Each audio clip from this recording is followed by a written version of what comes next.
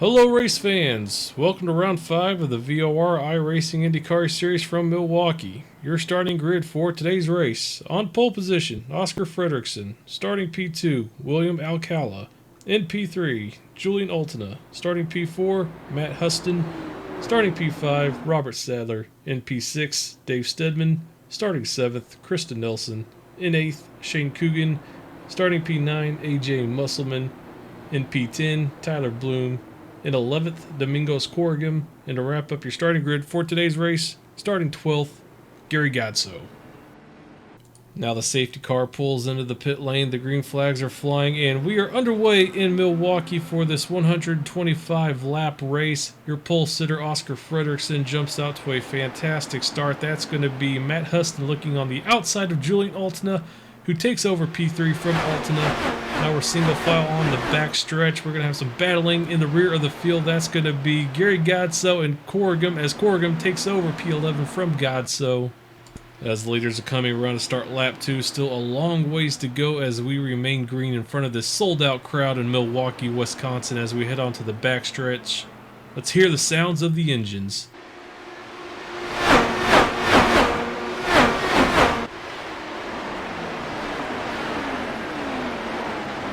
As we're now looking at a three-way battle over P5, Nelson looks on the inside of Robert Sadler. She's able to make the move and the tires stick heading onto the backstretch. She moves up to P5. Now it's going to be Dave Stedman looking to follow in Nelson's path as he's going to look on the inside of Robert Sadler. Sadler goes wide.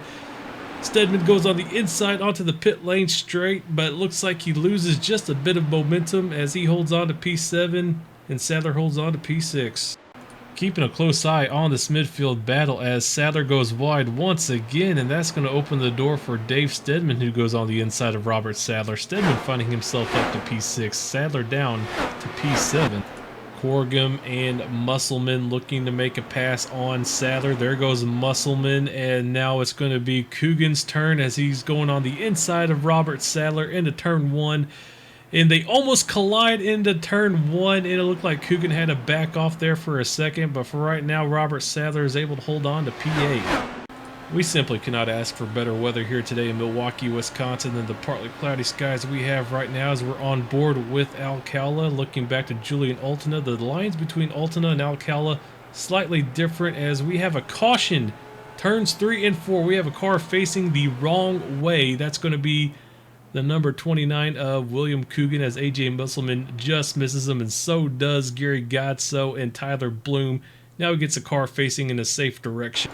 Riding on board with Sadler, looking back at Coogan. Coogan looked like he had a decent run. He saw the gap, but he was a few car lengths behind Sadler. Maybe a pretty optimistic move, but he had to back out of it, just barely hitting Robert Sadler, and that's going to bring out the race's first caution of the day.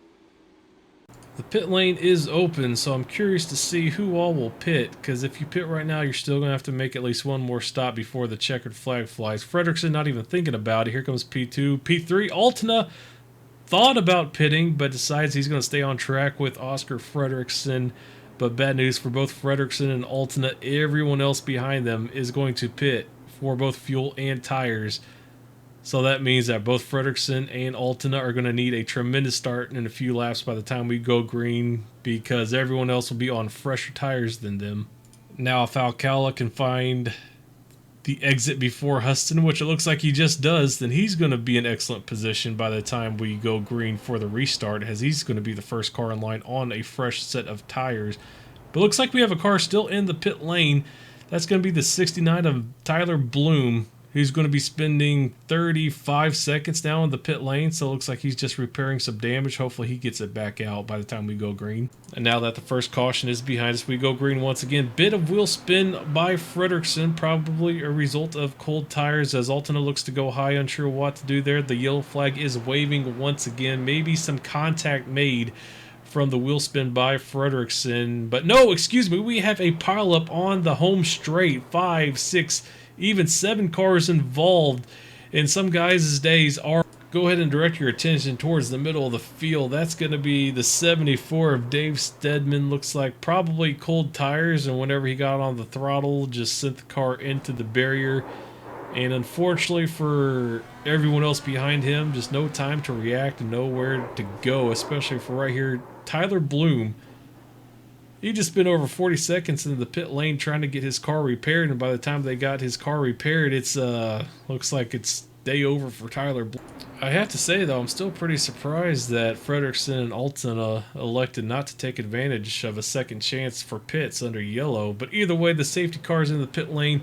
The green flags are waving for a third time in Milwaukee, Wisconsin. The top 4 runners getting a pretty good start, losing 0 to little ground off of Oscar Fredrickson, who's up in P1. Now we're going to have a side-by-side battle for P3. That's going to be Alcala, and Huston for P3, as Alcala has a preferred line over Huston. Now he has a preferred line over Julian Altina, who looks on the inside of Altina, looking to take over P2, and he has P2, and that's going to be Huston looking to copy Alcala, now looking to take a position over Julian Alton as they're 3 wide. Contact was made as that's a car sent into the infield grass, but either riding on board with Matt Huston, he does take over P3 cleanly from Julian Altina, and on your right side you can see that it looked like Alcala had a checkup, and that caused Huston to having to check up. And I think this is only going to be a matter of time before Gary Godso overtakes Tyler Bloom. Bloom's just been off the pace ever since that green flag restart. He's out of fast repairs. He's doing all he can do right now with the damaged car, and that's going to be P7 for Gary Godso. Despite both your front runners being on older tires compared to the rest of the grid, because keep in mind, Fredrickson and Altina still have not pitted. We're on lap 27 now as we come across the start-finish line. So that means both Fredrickson and Altina's tires are going to be 27 laps old right now. But just looking at both their lines, they're slightly different. The line that Altina takes compared to Fredrickson allows them to get on the gas just a little bit more, as you can see on board with Altina. That Fredrickson turns a little bit more as Altina turns in a little bit later, and that allows Altina to take a little bit later of an apex and allows him to get on the accelerator just a bit earlier than Fredrickson. So what time that Altina may be losing in the turns, he is compensating for it by using not only the early acceleration off the turns, but the slipstream of Oscar Fredrickson to get himself that much closer. But now they're approaching in on the lap car of Tyler Bloom, and that's going to make it 3 wide, as it appeared that Oscar Fredrickson had to lift to avoid contact with Bloom, and that's going to allow Julian Altina to take over the lead of this race and the first lead change so far today. You don't have to be listening into Fredrickson's radio traffic to know that he is not happy right now. This is a battle that's been brewing over for nearly 15 laps now, as Alcala tapped the wall. He's tapped the wall. Alcala's mirrors are full of Matt Huston, so I think he just took his focus off what's in front of him and saw what's in his mirrors. And here comes Alcala and Huston to the party to challenge P2 from Oscar Fredrickson. Keep in mind, Fredrickson's tires are 48 laps old this time by. There goes Alcala, and now here comes Matt Huston on the inside of Oscar Fredrickson, almost making it 3 wide into turns 1 and 2.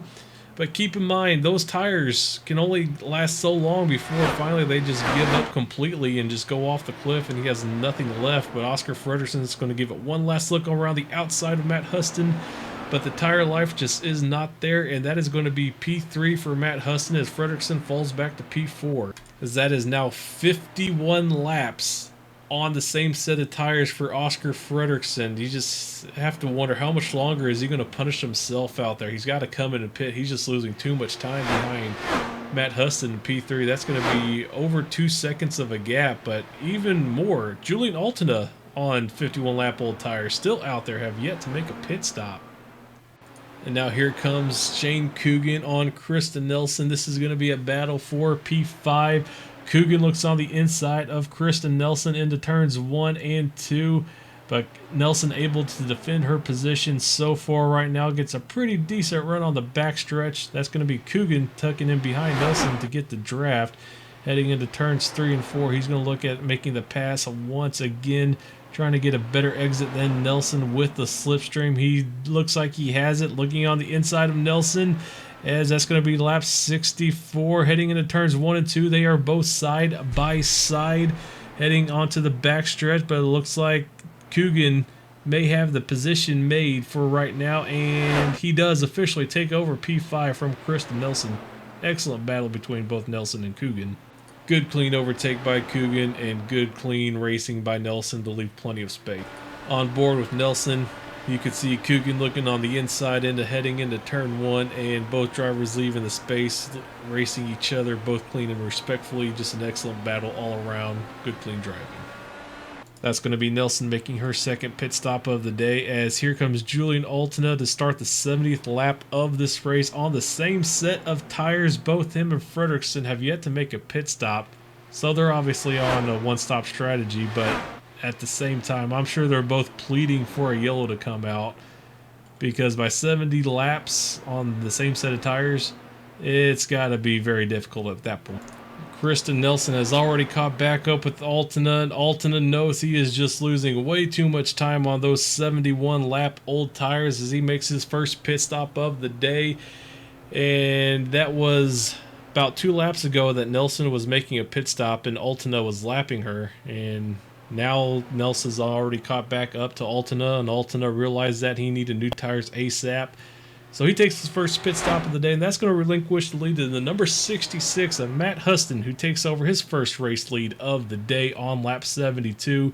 Your average time spent in the pit lane here in Milwaukee, give or take about 25-26 seconds long, and that's exactly 25 seconds for Julian Altina in the pit lane as he rejoins the racetrack in P3. Didn't lose too much time. And now with Matt Huston making a pit stop under green from P1, that's going to relinquish the lead to the 29 of Coogan, who finds himself in the lead for the first time today. On board with Coogan, he's got to make at least one more pit stop, so he will probably make that pit stop right now, and he does indeed.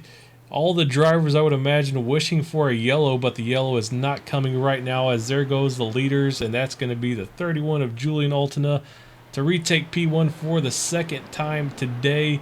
He's got about a 4-5, give that a 6-second lead over P2 of William Alcala, who is also pitted, and Alcala's not too far behind. It looks like he's making a charge to challenge Julian Altina for P1. He wants in on the action before this race is over. And at the same time, Alcala has to be very careful because there's still a lot left in this race. One small mistake, and that's going to be Matt Huston, who's not too far behind and ready to take advantage of any mistake. Oscar Fredrickson working his way back up to the top 3. He wants back into the lead. And here comes Matt Huston carrying a charge with him too, as he's caught William Alcala. This is going to be a battle for P2 to start lap 87, looking on the inside of William Alcala heading into turns 1 and 2. He has the inside line looking for an explosive exit, and he has the pass made. That's going to be P2 for Matt Huston, but they're going to be side by side still, as a good run by William Alcala as he tries to hold it around the outside line. Still Matt Huston looking to get it, but William Alcala looking for a counterattack heading into turn 1, but for right now it's going to be P2 for Matt Huston. Neither driver refusing to give in. 6 laps remaining in this race. On board with Matt Huston, William Alcala wants P2 back so he can go ahead and challenge Julian Altina for P1.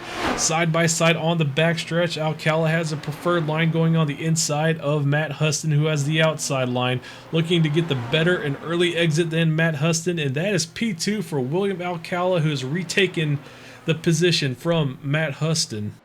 Just half a lap to go now. This last portion of this race has all and only been about the man that we're on board right now, which is the 31 of Julian Altina. The checkered flag is in sight, and yet another victory for the young Dutchman of the number 31, Julian Altina. Behind him, for the second step of the podium, the number 40 of William Alcala takes home second place. And to wrap up the top 3 steps of the podium, the number 66 of Matt Huston, and shortly behind him is going to be Oscar Fredrickson. What a day it could have been, we'll never know. So there you have it, ladies and gentlemen. I hope you all enjoyed it just as much as I did. We hope to see you next week on Halloween night on the outskirts of St. Louis. Until then, everyone take care.